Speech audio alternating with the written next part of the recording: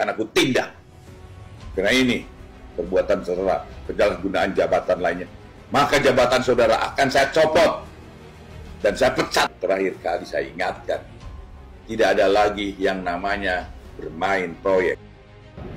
Setiap terhadap semua laporan ya dari masyarakat ya, tentu nanti akan diterima dan ditindaklanjuti, akan dilakukan telaah dan verifikasi awal apakah laporan tersebut masuk dalam kriteria tindak pidana korupsi atau tidak. Jadi jangan main-main dengan uang ya, jangan main-main dengan hukum ya.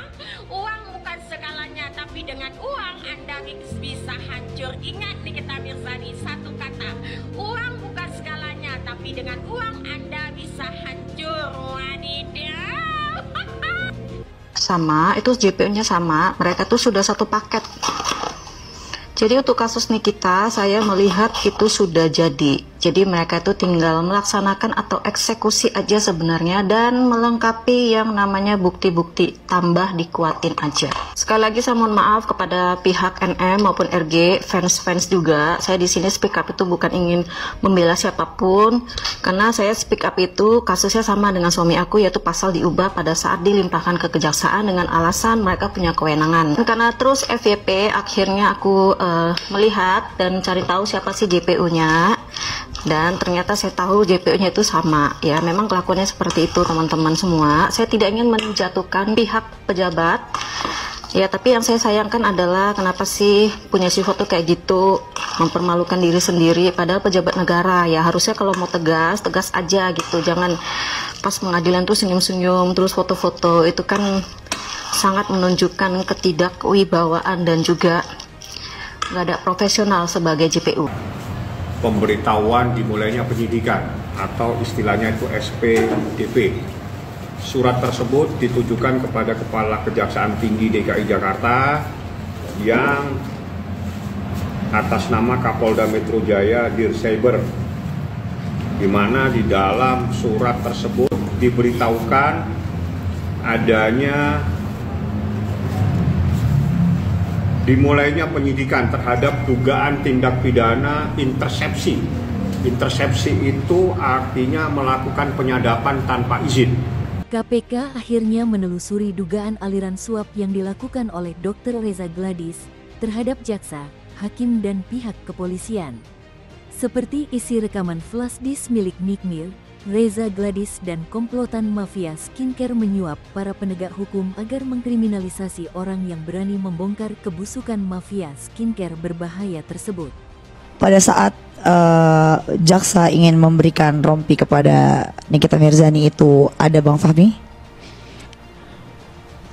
Yang mana ini? Kejadian tanggal berapa ini?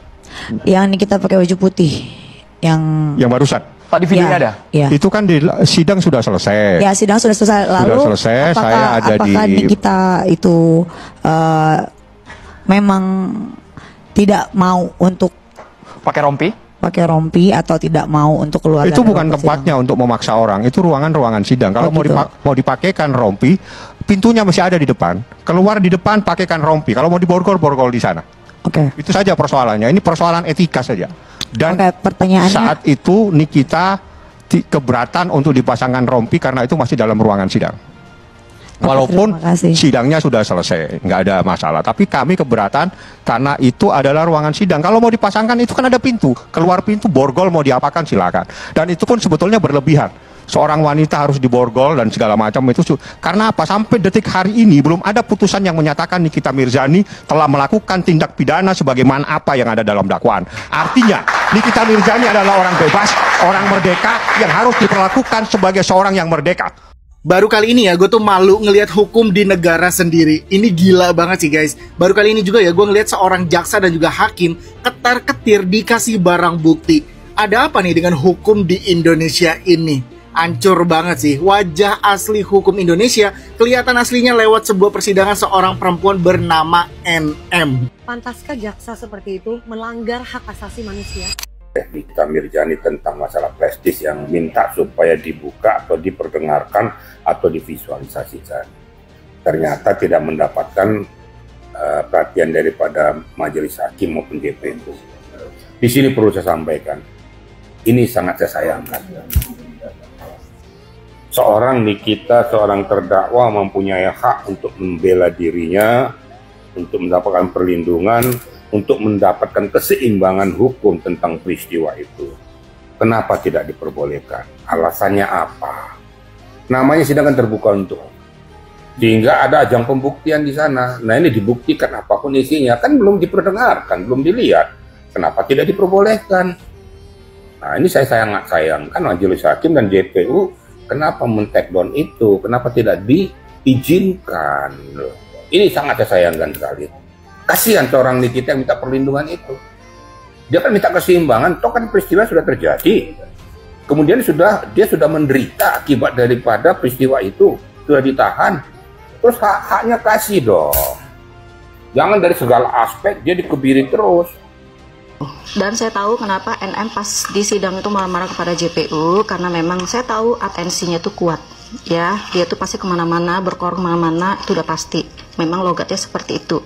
Ya dari kasus suami aku aja aku udah tahu, udah paham, dan atensi itu bener-bener sampai ke dalam-dalam rutan, ya itu atensinya kemana-mana. Bahkan kalau kita sakit pun kita nggak boleh nggak datang di pengadilan, kita harus yang namanya sampai di infus, ya kalau bisa sidang online.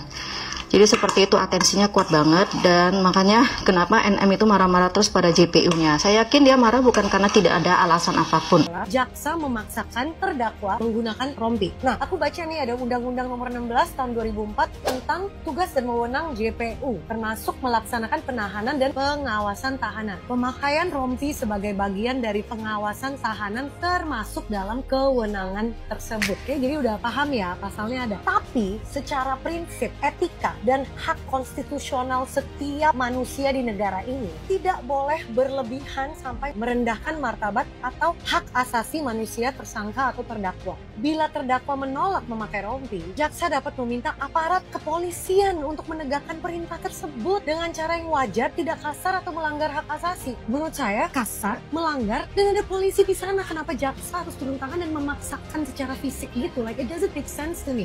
Kita nggak lagi bahas whether terdakwa attitude-nya seperti apa atau kasus ini tentang apa. Kamu tuh jaksa gitu. Menurut aku tuh ini embarrassing bagi negara kita nggak sih kalau dilihat sama orang-orang di luar negeri, kayaknya kayak sirkus nggak sih, nggak kayak sidang. Sebagai jaksa etika kamu di mana? Dan kita sebagai rakyat Indonesia tuh hak asasi manusia kita tuh kayak seperti nggak penting gitu nggak sih? Masa kita dikucilkan sampai sekecil itu? Artis Nikita Mirzani telah melaporkan aparat penegak hukum dalam persidangannya ke KPK karena diduga telah menerima suap dari pihak Reza Gladys. Atas laporan Nikita tersebut, KPK pun menyatakan mereka selalu terbuka pada setiap laporan yang dilakukan oleh masyarakat. Dengan nomor surat 0117/2025, tertulis bahwa berkas tersebut berisi pengaduan dugaan tindak pidana korupsi dan suap terhadap aparat penegak hukum. Dugaan suap yang dilakukan oleh pihak Reza Gladys menurut pihak Nikita adalah sebuah rekaman yang diklaim sebagai bukti pengaturan vonis dengan aparat.